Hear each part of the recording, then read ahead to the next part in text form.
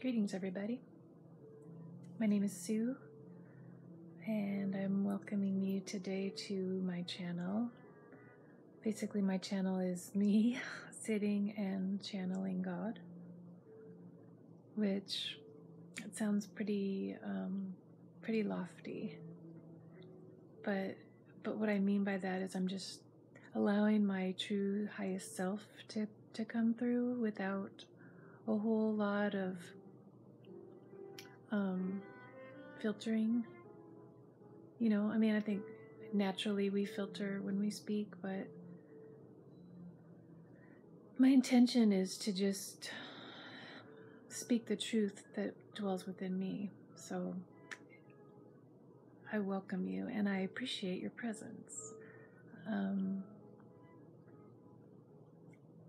It's December 31st, 2020. The end of this grand and glorious year is drawing nigh. I say grand and glorious because it has been grand in that every single life just about on this beautiful blue pearl has been altered irrevocably. Shit got real, for sure. Everything's out in the open, whether you choose to see it or not. It's all there. You can read it like a book. The internet is forever, they say. A lot of it's hard to stomach. A lot of it's hard to believe.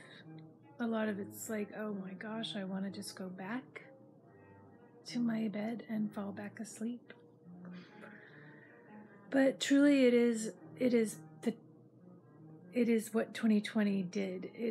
It awakened so many people, and I think that it will just continue on and on. And I think being awake isn't like, oh, all of the things are just taken care of and you're awake now, so you live in a magical life. I mean, truly life is a magical life. I'm not saying that, but when you wake up to the reality, the truth of the matter, you must take responsibility for the information and knowledge that you acquire, what you see when you open your eyes. So I'm discovering for myself how to do that, how to take responsibility for myself, take responsibility for everything that I see outside of me through these eyes and through this nervous system and through my ears and through my senses, all of them, all the extra senses that we have, that we don't even, a lot of us don't know that we have, but we use them every day.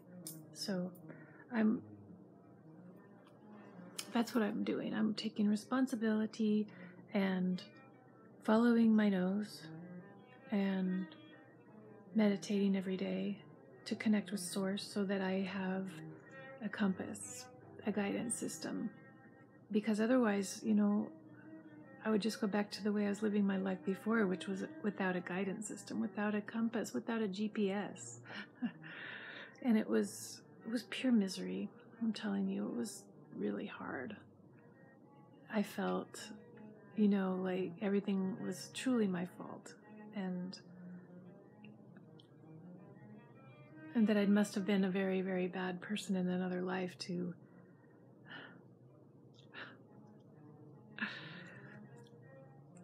and it's crazy because I'm not living in a tent in 30-degree weather.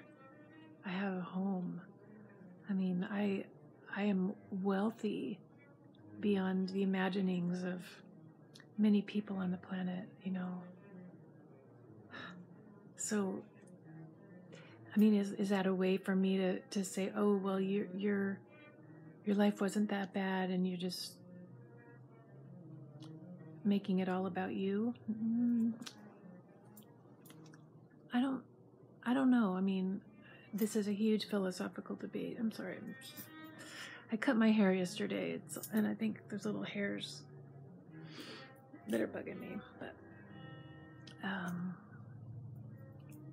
so yeah, having compassion for the self, for yourself, and love for yourself, and understanding, and all those things. I mean, that is critical at this time. And so by me saying, oh, well, come on, you had a home, you had clothes, you had food, you lived in the first world, you lived in the United States. Hi, Max, you want to come up? Come on, Bubba, come on. Yeah, I don't think that you can really heal or get anywhere by saying you had it good, so you don't deserve to say you suffered. I mean, I think that's... Here's a Bubba. There's a Bubba. Oh, look at this guy.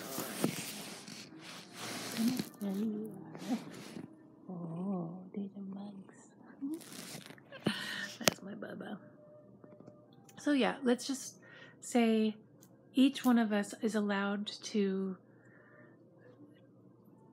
do their own healing work in the capacity that they have in the moment. Like, in this capacity, I want to just recognize that it was a very, very difficult life for me, especially as a child. I mean, not being seen, not being heard. I have a feeling that's going to be on the recording. I hope not. Probably is. Oh. Oh well. Okay.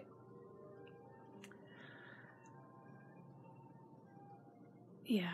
I mean, maybe this whole line of inquiry is just irrelevant. You know, maybe it's just time to start in the now. Bring it all up to the present moment and say, this is where I am. This is what I'm doing now. This is what I have to work with now. This is exactly what's happening now. And it's okay. It's good. It's loved. It's okay. It's good. It's loved. Source adores you. Source adores me.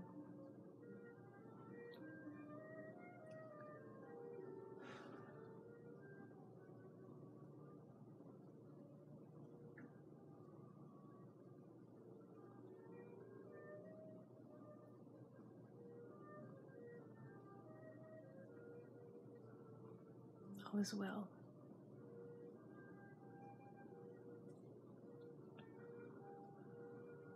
This like hamster wheel of the mind. Wow. It's intense. And it's a part of us, so, you know, it's to be loved as well. I find that when I meditate every day for 20 minutes first thing in the morning, I'm able to snap out of these reveries, you know, pretty darn quick. And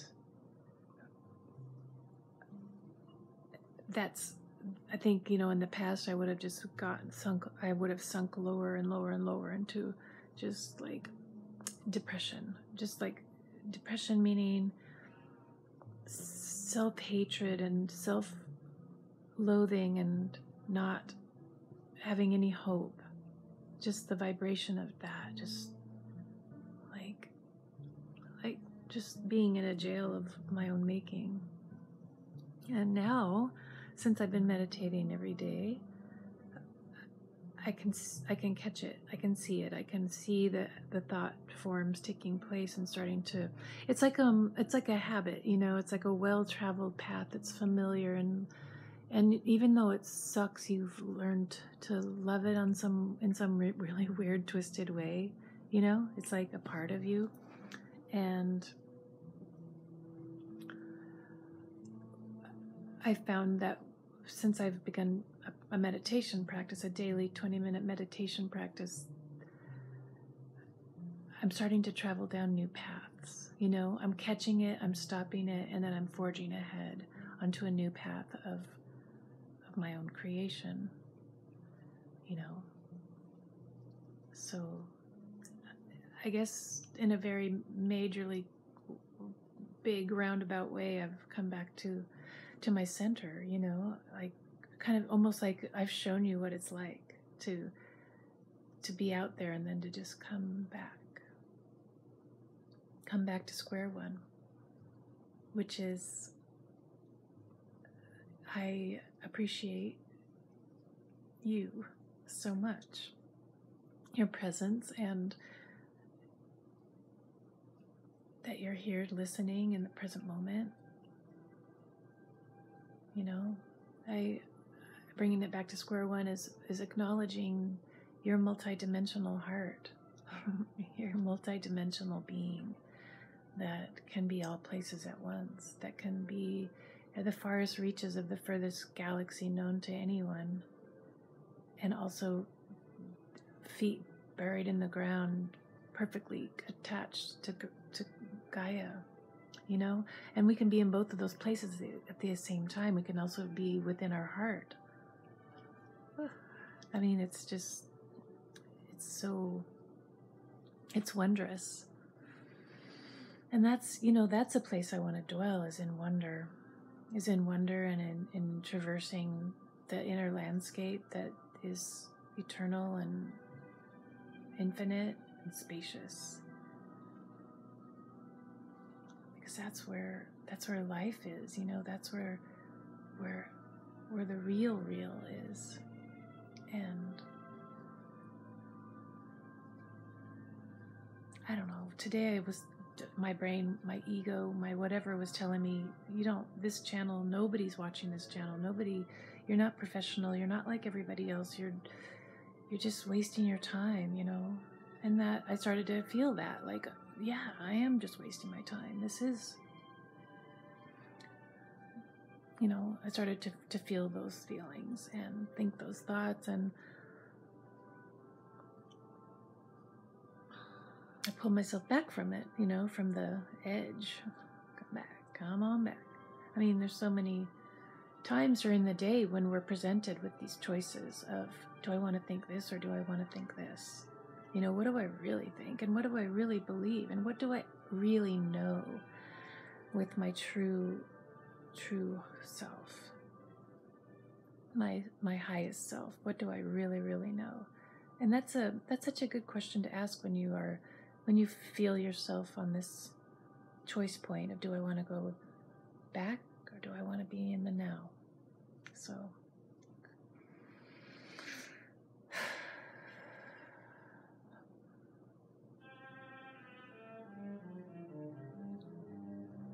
I want to thank you for your time, and I want to encourage you again to think about starting a meditation practice and finding out what it's like to go into the heart, into that love land.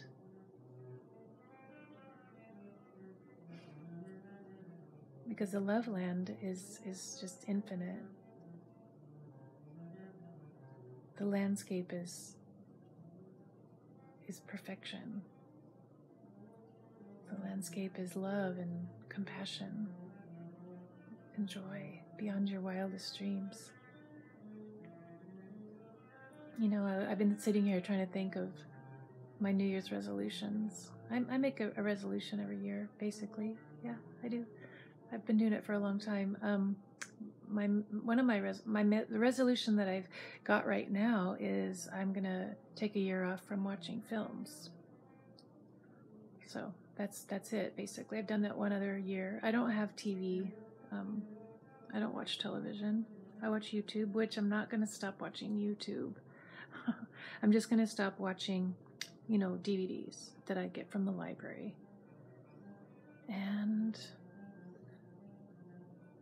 I think another resolution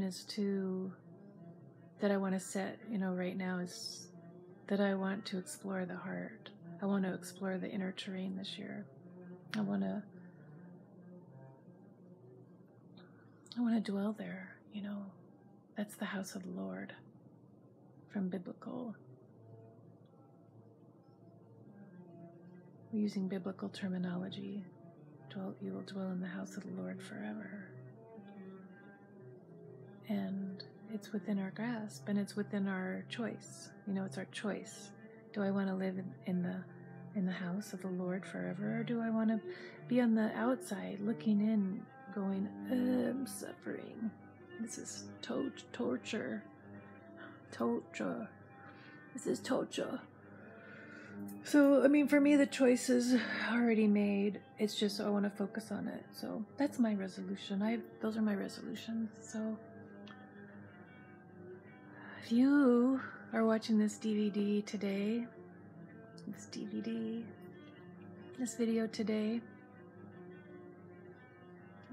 I'd love to hear what your resolutions are and anything about your meditation practice that you'd love to share, or anything at all. It's been a pleasure speaking with you today. Have a beautiful rest of your night and day. Enjoy this time of mystery and not knowing what the next moment will hold. Unlock your childlike wonder. Be curious. I'm sending you so much love. Peace.